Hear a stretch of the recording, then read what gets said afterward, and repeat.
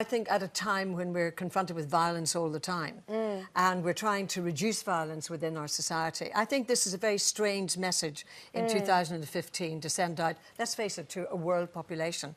Now, the reality is when I was young, I was smacked, and I was smacked quite badly.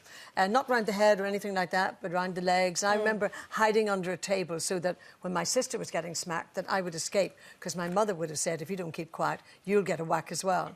When my children were small, I also have to admit that I would, again, never round the head or anything, but many times I gave them maybe a smack on the leg or smack on the bottom.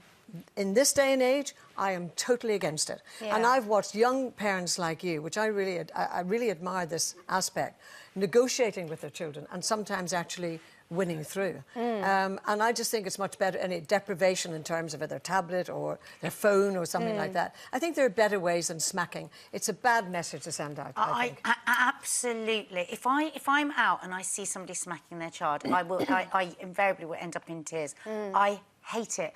My mum used to hit me when we hit all three of us, but it was those days, and you did.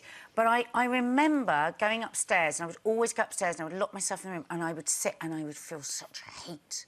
I would sit there as a child, and I was a very happy child. I hate her, I hate her, I hate her. What sort of age are we talking such anger about because here? it felt so wrong.